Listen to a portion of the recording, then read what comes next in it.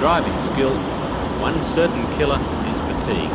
And in Australia, where we travel long distances and can drive for hours between towns, the conditions are perfect for fatigue to take over. And even if you don't actually nod off, you can start to daydream.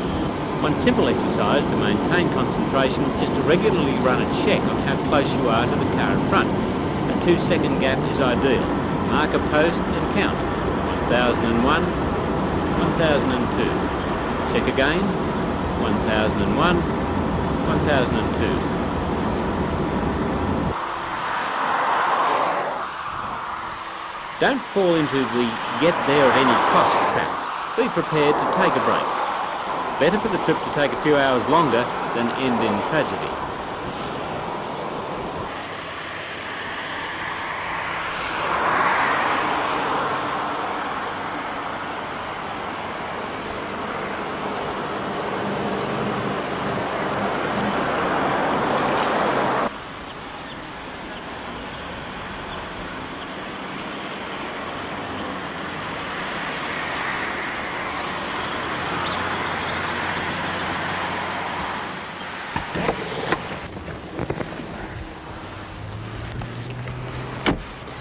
When you do make a stop for something to eat and drink, there's certainly no shortage of choices. There's plenty of fast food outlets along our highways.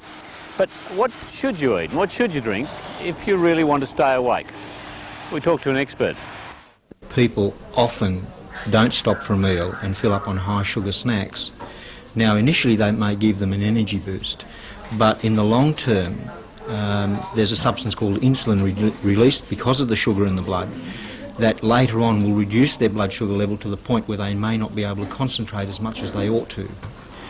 The second point is that people who miss meals and go as long as they can and get very hungry, then stop for a meal, tend to overeat and eat a very big meal.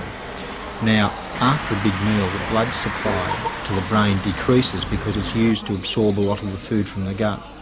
And this means that you can't concentrate as much after a big meal as you can before, and you tend to get a little drowsy. As well, if you have a meal that's very high in protein, for example a steak and salad, the protein releases amino acids in the blood, and some of those amino acids are also things that can make you quite drowsy. So a big high protein meal can make you quite drowsy afterwards. Probably the ideal, as we understand it today, is to stop fairly often and for a fairly light meal. Don't stop infrequently for a large meal. And what sort of a light meal? Just a light sandwich, something that's not high in fat? Sandwiches, fruit, dried fruit, something that's not high in fat, something that's not terribly high in protein. Lots of carbohydrates taken fairly frequently, once every 3 hours or so at least. The stop is also beneficial, of course, because it gets you out of the car and exercising. What about the idea that coffee or caffeine will keep you going? Caffeine is a stimulant and it will keep you awake, but it's certainly no substitute for sleep. And having a meal or having coffee frequently will not allow you to concentrate. If you're tired and can't concentrate, you can't concentrate regardless of whether you have caffeine or not. It may keep you awake, but it won't help you drive. So, as we said at the beginning, ultimately safety is always in the hands of the driver. Even the best car in the world won't compensate for a poor attitude. There's no doubt that cars have come a long way in terms of inbuilt safety.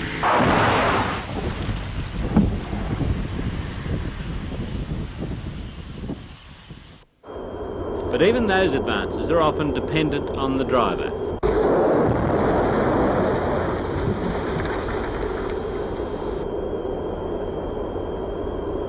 Anyone who does not wear a seatbelt just cannot be serious about road safety.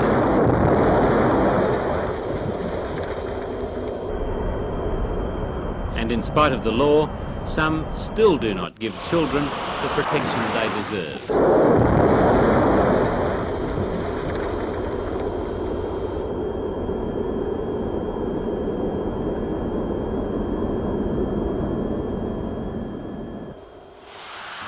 They are building better cars and in many places better roads.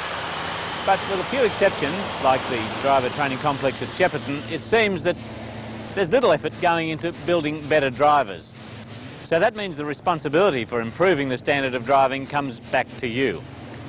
And it is something that you can do. Everybody, every time they go out on the road, can work at improving their driving. You can check your concentration, see if your mind is wandering from the job. Give yourself a black mark every time your anticipation lets you down, every time you've got to jump on that brake. Check your attitude to other road users. See if you're really anticipating their needs, if you're giving them the room they need, reading just what might be in their minds, beating that potential accident situation. Make your driving something you can really take a pride in. Every time you reach for that ignition key, make it a resolution that you're going to put a little more effort into improving your driving. Because it's really all worthwhile.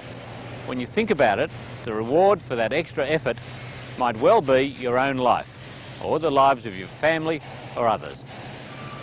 Safe driving. The car is a friendly, happy thing. It takes people to the movies, it takes people on holidays, it takes a family away and goes and visits grandma on Sunday. It's a really relaxed thing, but really the car is a very dangerous thing.